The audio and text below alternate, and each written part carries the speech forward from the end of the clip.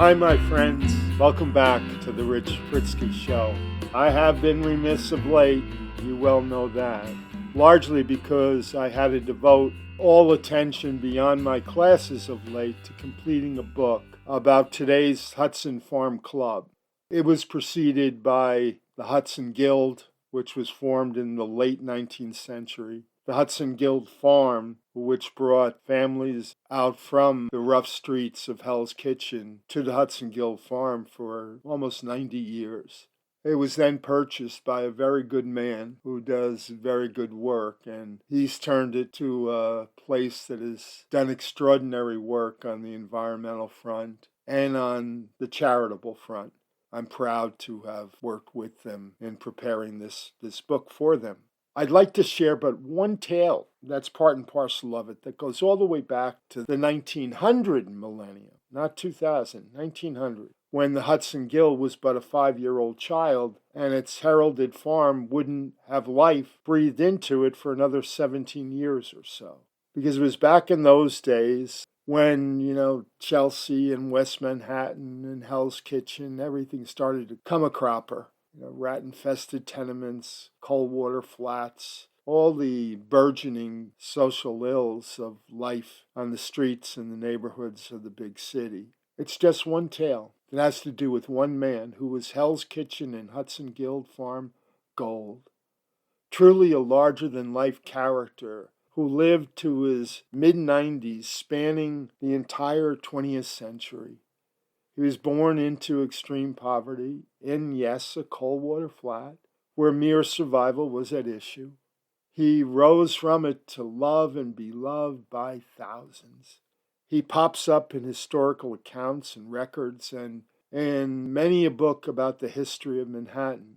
And his name was truly on the lips of all the living who were there to help me more fully appreciate their own love affairs with the once Hudson Guild Farm. It's a sacred component of the book. What is subtitled The Living History of the Hudson Farm Club and entitled Harvesting Hope. The man is Bresci Thompson, Hudson Guild gold indeed, and strikingly handsome to boot. The tale is actually and simply a story about his name, just his name, the why of Bresci. A tale that was told to me by his daughter and quite a number of others. For once upon a time there lived a Gaetano Bresci, who had emigrated from Italy in the mid-1890s and who worked at a Paterson, New Jersey silk mill with Bresci Thompson's father. Bresci's dad would describe his best friend Gaetano as one who so abundantly loved his sister Maria. He was dedicated to saving enough money to get her over to America with him. She was doing the same on her end. While he was working in a silk mill here in America, in Paterson, she was also working in a silk mill in Italy. In the great age of industrialization, when workers of the world had neither rights nor power nor friendly governments, there were always strikes, but they were always busted. In Italy, where Maria was working, there, I had been told, was a strike. Soldiers had apparently intervened, and they opened fire on the strikers, and Maria was taken out. Maria was killed. It's hard to imagine how devastated Gaetano was by this. The king's message was simple. The lowly worker was seen as having no right to advocate for fairer wages or better working conditions or change of any kind. In all the early manufacturing nations, the same message was being received everywhere by striking workers longing for better. In that era, such actions were everywhere met by thugs, by force, by indifference, and yes, often by police, and also often by military units. The workers were but cogs in the great wheels that churned booming, new, industrialized, manufacturing-based economies. In the late 19th century in America, hear this is the 19th century. It got a little bit better in the early 20th century. But a typical factory operated 6 days a week. They would shut down on Sundays. For those 6 days, the workers were expected to work as much as 12 hours a day. 12 hours a day, subsistence pay scales, no vacation at all, no benefits, and only Sundays, Christmas Day, and the 4th of July off. They imprisoned them in these factories only to allow them to celebrate their freedom on the 4th of July. Human beings simply did not count. Only industrial and economic progress did. I always think, is it any wonder then that Marx and Engels dreamed of something different and wrote their Communist Manifesto? However misguided or improbable its ends even, their motivation and their dreaming of the improbable and maybe even the impossible must at least be understood in the context in which it was written, in a day, a time, an era, in which the ascending industrialists of the world could fairly and with impunity brutalize labor. Gaetano Bresci's dream of a life with his sister in America was over.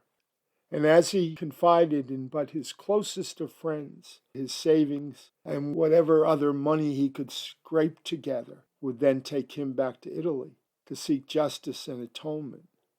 He was going back to Italy to kill the king and sacrifice himself in doing so. This was truly, believe it or not, accomplished in 1900, with a handgun hidden in a bouquet of flowers. As there was no death penalty in Italy, he was sentenced to life imprisonment. But the name Bresci was to be stricken from the Italian peninsula. However odd this was done, to Bresci's dad, Gaetano Bresci was heralded as both brother and hero, as a minister of justice, and he assured posterity that this name, to be written out of history in Italy, would be honored and paid forward in America, as he named his only son, our go-to Hudson Gill gold of a guy, Bresci. He saw a friend who had forever sacrificed his freedom in order to strike back at grave inhumanity, cruelty, and even madness. I later had to dive into this story. It was a tale that needed to be truly confirmed before one could project it in any book. And I learned that Gaetano Bresci indeed emigrated to the United States in 1895. And yes, he indeed worked at a Paterson, New Jersey silk mill. He also had helped found what was reported to be an Italian anarchist newspaper in Paterson, where manufacturing and America first met. In retrospect, it was but a Laborers of the World Unite. It was a union piece, a 2 to 4 pager at most. So if fighting for a fairer wage and for safer working conditions was anarchy, well then he was indeed an anarchist. But you know better than that. And Gaetano, however, sadly, was going home to kill the king who murdered his beloved sister. No question about that. He landed in Le Havre. He made his way to Paris. That was the long haul. And from there, he began a longer trek to Italy, eventually arriving at Castel San Pietro, near Bologna. Staying at an inn owned by a cousin, he acquired a revolver and proceeded to learn how to use it well. Soon enough, having learned of the king's plans, he departed for Monza, where he arrived on July 26th of the year 1900. He determined to act there on July 29th, after the king distributed prizes to winning athletes in some competition. After the king said a few short words of congratulations, King Umberto I descended the platform just as Bresci burst from the crowd, brandishing a revolver that he had hid in the bouquet. Firing 4 times, the king was said to have died instantly, having been hit with 3 rounds in the chest. Of course, Gaetano was immediately corralled and arrested. At his trial, interestingly, he refused to admit to killing the king. He would rather and only admit to killing, and I quote, an enemy of the people. I did not kill the king, he said. I did not kill Umberto. I killed the murderer of our people. Serving less than a year of his life sentence, they had no death penalty again. On the island prison of Santo Stefano, he was murdered in his cell on June 1 of 1901. As to the death of Maria, it did not take place outside her plant, as I had assumed, but rather during what was a major national labor demonstration on the streets of Milan. They marched to the castle, where an army stood between them and it, factory workers in great numbers with their families. When they closed in on the castle, completely surrounded by soldiers, a General Bava Bakaris ordered his army to fire upon the thousands of demonstrators. Later sources placed the dead at anywhere from 450 or more, our Maria Bresci among them, and the wounded at no less than 2,000. For this reportedly brave assault upon the unarmed, the good general was later decorated by King Umberto I. He praised General Fiorenzo Bava Bakaris for the great service that he had nobly rendered to both king and country. The official reports wildly downplayed, originally because the optics were so problematic. Even accounts in the modern era continue to falsely refer to it as a riot, when in fact it was absolutely peaceful. A lie told 1,000 times is still a lie. Newspaper accounts and early historical records, they constantly referred to advocacy as propaganda, to even the most peaceful marches and demonstrations as riots, to friends as comrades, and to activists as anarchists. Propagandist, anarchist, rioter, comrade, because comrade sounds so damn communistic. And there the face of the oppression, the intersection of the lives of King Umberto I, Gaetano and Maria Bresci, and Bresci Thompson. My God. For now it is enough to know that our Bresci Thompson wore Gaetano's name well. He did it honor, as he poured himself out for others for seemingly every day of his life. But what about you and I in our America, 122 years removed? How are we doing? How are we doing in the light of that kind of 1900 madness? Sadly, we haven't come all that far, have we? Our beloved Bernie Sanders, who is all about people and labor and justice, is ever attacked as a communist, a socialist, as a radical. And I fear that my political ideal, Bobby Kennedy, who would have been president and might have altered the near 40-year deep dive into the war on crime, the war on drugs, and the growth of the prison industrial complex, he'd be treated the same way today. Medicare for all, which every other republic on earth has some variation of, is ever attacked as the same. It's communistic, it's socialistic, it's radical. It's so damn costly when in fact the overwhelming majority of Americans will save mightily and get far better benefits. Climate change, which the vast majority of the people strongly want their nation to attack?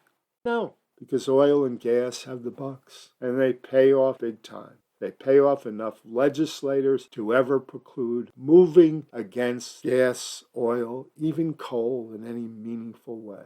Unions, labor today, Supreme Court decision after Supreme Court decision has eroded and diminished the power of unions. Labor rarely wins. They tell us they are the last vestige, the last vanguards of socialism. Nonsense. Consider the Black Lives Matter movement last year. Social justice, economic reform, anti-poverty initiatives, police reform. Here we heard, just last year, you got it from the former president of the United States as well. Anarchists and anarchy, again and again. Socialists, street thugs, that's all they were. I shake my head at what we have allowed ourselves to become, at the lack of full justice, truth, understanding, the virtual national adoration of outright ignorance. The big lies, the lack of honor and civility, brotherhood, decency, hope, and the diabolical determination of all Republicans in Washington who must be elected themselves in standing in opposition to voting rights and to the formative principles of the Constitution of the United States. How the hell have we gotten there? In another lifetime, I actually ran for state office. And an article that ran in the Bergen Record when they endorsed me was headlined, "An Unabashed Liberal and Maverick Challenges the Pros." I was actually proud of that title. I loved it. But in pausing in the moment to think of how I was labeled by the automaton that I lost to, why, I was called communist. I was called socialist. I was called radical.